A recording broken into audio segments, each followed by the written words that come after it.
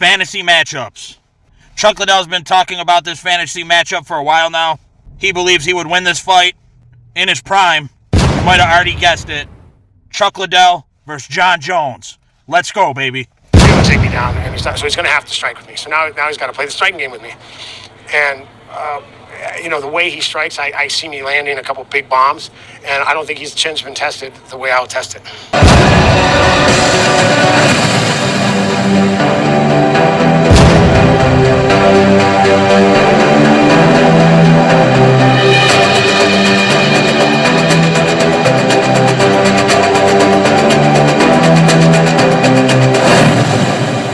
Some strengths of Chuck Liddell in his prime. He was not easy to take down. Majority of his fights, I think I seen a stat somewhere over 90% of his fights were on the feet.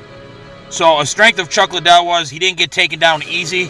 I would say another huge strength of Chuck Liddell was he had those bombs. He had that dynamite in his hands. He could knock guys out. He had power. And I would say for the time early on in the UFC anyway, he was a notch above guys when it came to judging distance on the feet. So kind of an aspect of boxing ability was judging distance. For the most part, he was pretty good at that. Now, Chuck, I would say his combination punching and his punching in general was actually pretty slow. But again, he kind of negated that by controlling distance and throwing his punches at the right time. Chuck wasn't a big combination puncher. That's a weakness, I would say. He was really 1 and 1-2s, but he would pick his shots pretty well. But again, this was a little bit earlier on in the UFC, early 2000s. The game wasn't evolved as much as it is now. From the time in the UFC that he fought, he was fighting the best of the best. He was a champion. He ended up becoming champion. He was the light heavyweight champion in the UFC. I mean, he defeated Randy Couture. They fought a trilogy. I can't remember if Chuck won one of the fights or two, but he did win at least one. I believe he won 2. I could be wrong on that. And, that's when I was watching UFC, early 2000s. I was the guy going to media play, buying the DVDs, watching all the fights. Whenever I could watch them live, I would. All right, we kind of broke down Chuck Liddell. So next we're going to break down Jon Jones, and then we're going to kind of briefly simulate the fight. That's what I'm going to do. All right, Jon Jones, what can you say? I mean, a lot of people consider him the GOAT of mixed martial arts, of UFC. They consider him the best ever, pound for pound the best. He had a couple close fights that I think Dominic Reyes was the one guy that it was so close, it was actually debatable who won.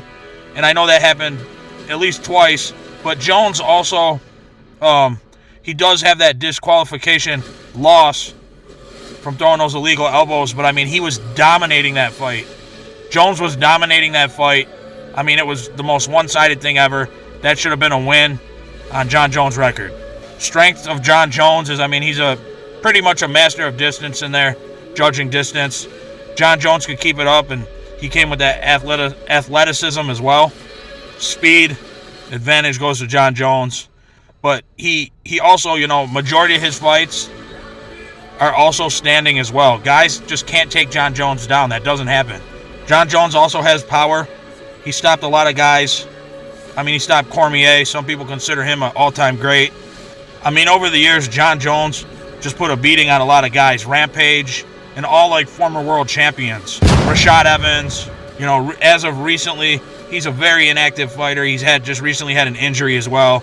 He hardly ever fights anymore. But I mean, we're talking prime. We're talking prime. So I can't use that as a strike against the guy.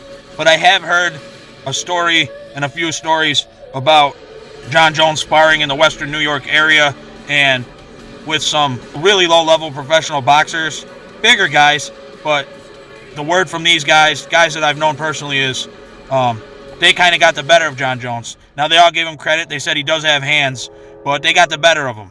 We need an elite-level guy in there to take on Jon Jones when it comes to boxing ability and striking, a guy who's going to stick behind a jab, master his footwork, throw blistering fast combinations. That's the type of guy that Jon Jones might have trouble with. Now, is Chuck the guy that's going to exploit, any weakness in the boxing? All right, enough of the chit-chat. I can go on and on with this. I'm kind of just processing the data right now. I'm just doing this on a whim. Thought it would be fun. I tried to make a short video about this, and I just can't get it to fit in the shorts. There's just too much there. So it's time to simulate the fight. Both fighters are starting slow. They're standing in front of each other, but they're moving around. They're not standing there to be hit. You know, Chuck is a little tense. He always seemed to have that tense energy. Can't really loosen up. And Jon Jones is pretty relaxed, loose. So the first round, they're both kind of trading punches with each other. It's a feeling out round. Neither guy gets the better of the other guy until the last 30 seconds of the round. Jon Jones turns it up a little bit, puts the pressure on Chuck, but Chuck's willing to oblige, and he's going to sling back. All right, next round. The round starts. The first round went to Jones.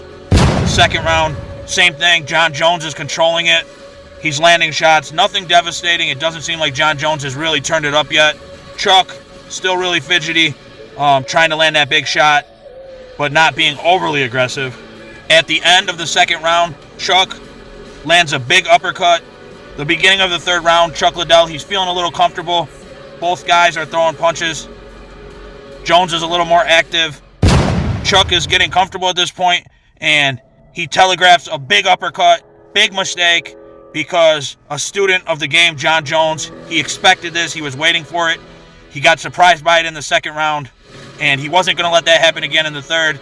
That big uppercut from way too far out is flying towards Jon Jones, and Jon Jones, he sees it in slow motion, like the Matrix, and he unleashes a blistering fast right hand, which catches Chuck right on the jaw, rocks the hell out of him. But Jon Jones, being special as he is, follows up instantly with a spinning back fist, but he hits him with the elbow, not the fist. We've seen it before, and Jon Jones flattens Chuck Liddell in the third round. Before the midpoint of the round, Chuck is out, unconscious, snoring on the canvas, vicious knockout, and that's kind of how I see the fight playing out. What do you guys think? Who wins that? Prime Chuck Liddell, prime Jon Jones? Am I not giving Chuck enough credit? But I do respect Chuck's skills, and I was actually a fan of him, but I'm just being honest here, and I just can't see him winning that fight. I think Jon Jones would stop him, and if it was in their primes, it would probably be the start of the downfall of Chuck Liddell, because once his chin was exposed, I mean, it was all downhill from there, and, you know, he probably should have never even took that third Tito Ortiz fight, because here's some credit to Chuck. He would have destroyed Tito Ortiz in his prime, or even a little bit past. He was always worlds better than Tito as far as the stand-up, but just with all that wear and tear, and you know, when you're getting knocked out and concussed time after time, I think he's probably 5 or 6 times, Chuck, towards the end of his career, got knocked out. The accumulation, you just can't take it no more, and that's why Tito beat him. Yeah, I have Jon Jones taking the W in that one by KO, unfortunately for Chuck, but it was a fun one. If you guys enjoy this and you want to see more, smash the like button. Let me know what you think. I'm interested to hear what you guys think about this fight. And give me suggestions for fantasy matchups. Doc Holliday, I'm out.